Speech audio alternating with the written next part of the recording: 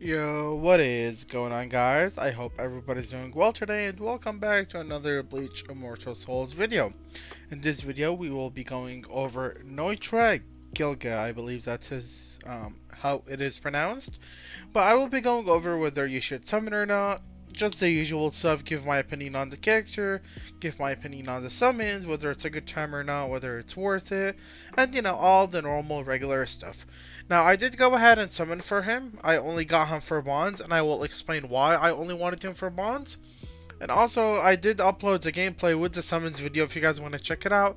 I will leave a link in the description below for that video if you guys want to go ahead to check out the summons or the gameplay. But other than that, let's go ahead and get started on this video. Now, we got Nnoitora Gilga right over here. Now, if you guys watched my first video, I did say I was shocked that he came out instead of a soul box banner, but it is what it is. We ended up getting him. But first of all, let's go ahead and take a look at his summons pool. And straight off the bat, as you guys can look at it, it's pretty much a normal summon pool. We have pretty much all the summonable SSR characters, the SR characters, and just the normal UR shards. And you cannot get the UR character as like a full character, just so you guys know. That is only currently on the soul box summons, I believe. And it's like a 0.2% chance or 0.1, almost impossible basically. But yeah, I mean, here it is, and like I said, there is no, there's nothing different about it. It's just pretty much the normal summons. So straight off the bat, the summons are nothing special. Now we do have the Soul Jade rebate, which nowadays pretty much comes out with literally any summon event, which is pretty nice. And then let's go ahead and get into the actual character and also take a look at his awakened weapon to see if the character is actually worth it or not. Now, he is going to be a skill specialty character that is a attacker, deathmatch, and high damage. Now, another thing that is probably worth mentioning, the character is actually different now. They have changed his skills and all that stuff. If you guys have watched my going over the UR characters video, when I went over them as soon as they came out, he has actually been changed, like skills wise. So also make sure to keep an eye out for that, and let me know what you guys think of the change.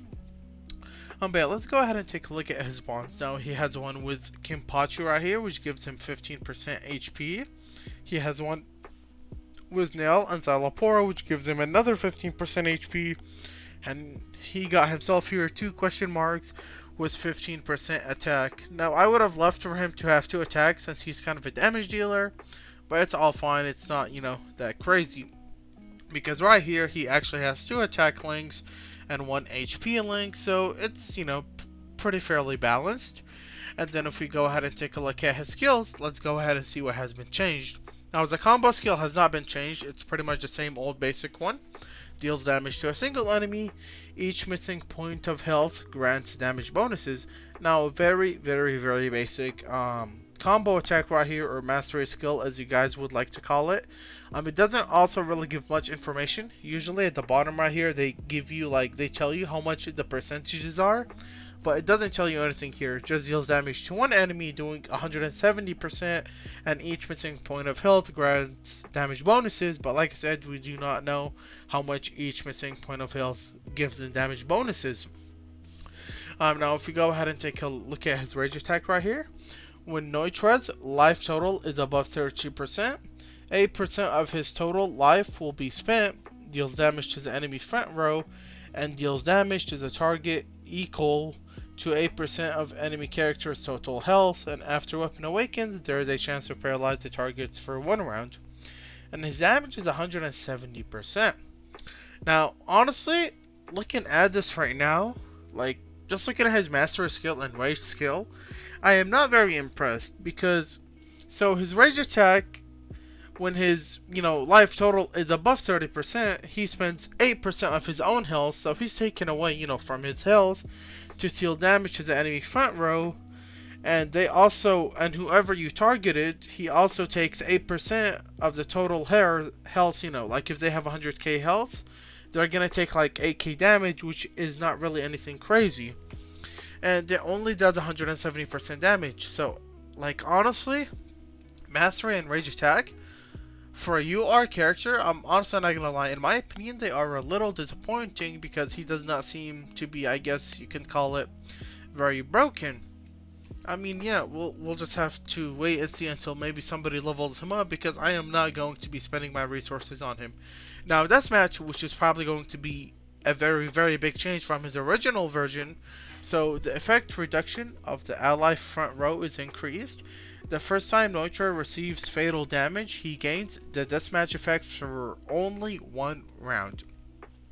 Now, deathmatch right here, damage that would be fatal is negated. So basically, as soon as as soon as about a hit, as soon as a hit is going to kill him, it's going to be negated. So cannot be healed. All damage dealt is increased by 60%. Recover 500 rage at the end of the round. And if this character defeats an enemy while deathmatch is active, the effect is immediately dispelled, and the character recovers 30% total health and 500 rage. Now, really, really, really interesting passive skill. Let's go ahead and go over it one more time slowly. So as soon as a hit is about to kill him, it's negated, and he activates deathmatch mode.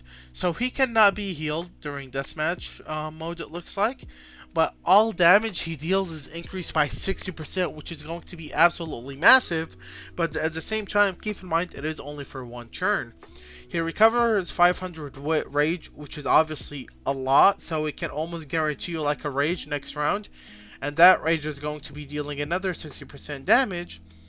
And if he defeats an enemy while he's in deathmatch mode, the effect is immediately dispelled, the deathmatch effect, and the character gets 30% of his HP back, which is not bad, and another 500 rage. And the ally front row effect reduction increases by 3%. Now, his deathmatch ability is obviously very, very good, but the problem with it is it's only going to be for 1 round. So go ahead and think about this for a second.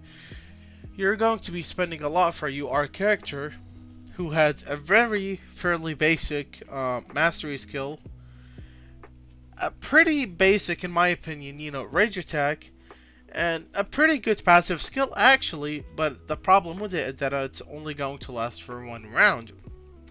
Now, before I keep talking, let's just go ahead and take a look at his awakened weapon, so I don't forget to do that, because a lot of people, want to see his awakened weapon. So when Nnoitora's life total is above 30%, 8% of his total HP will be spent. Would have loved to see that maybe go down by like 2-3%. Deals damage to the enemy front row and deals damage to targets equal to 8% of enemies' total health.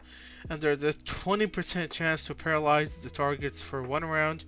And it goes from 169 to 189, so he's only getting 20%.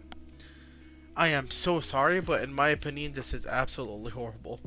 The awakened weapon does absolutely nothing but offer a 20% chance to paralyze, which is honestly not good because he's only attacking the front row, so he's only attacking 3 characters or less.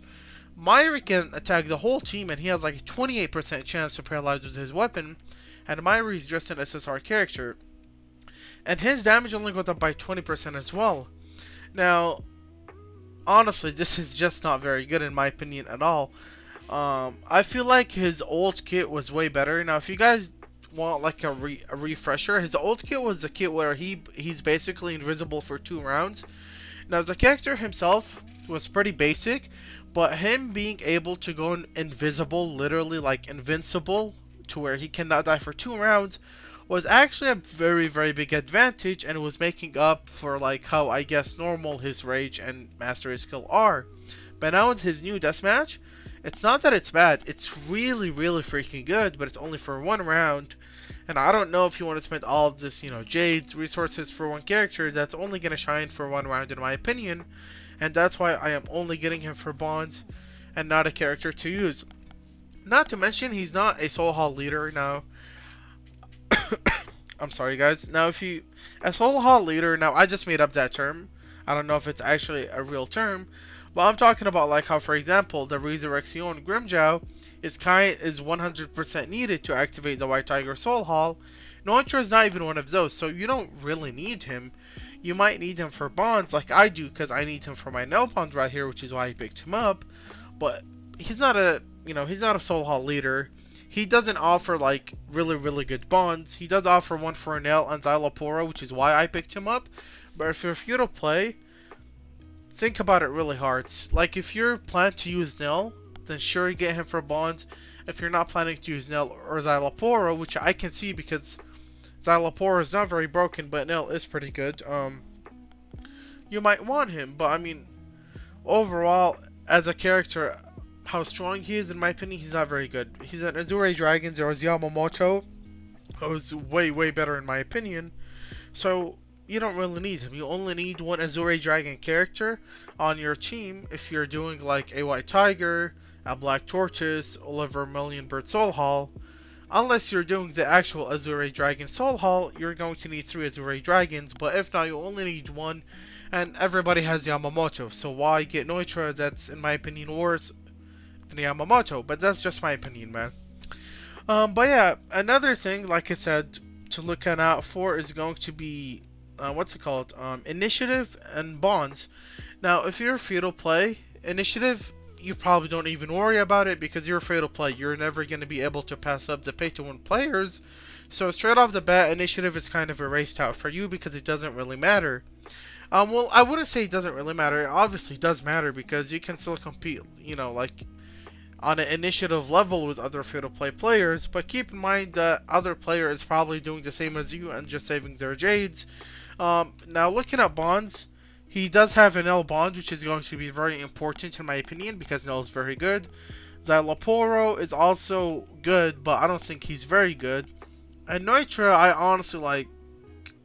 I don't want to even call him good because it's not that he's bad, but for you, our character, in my opinion, he should be way better. He feels more like an SSR character, but once again, that is just my personal opinion. But yeah, here's my opinion on the should you summon video. I would say do not summon if you're free to play unless you know for sure you're going to be using like Nell and Xyloporo maybe. Then go ahead and summon. But I wouldn't worry about initiative, and other than that, if you're a normal player who spends a little money, go ahead and get him for bonds, and if you're a well, then you are a well. So yeah, thank you very much for watching. As always, make sure to like and subscribe to the video if you have not already done that, and also I will leave a link in the description for my 7s and a gameplay video. And as always, if you guys have any questions or concerns, make sure to leave it in the comment section and turn on notifications so you do not miss any future uploads. Anyways, guys, thank you very much for watching, and I hope you have a wonderful day. Goodbye.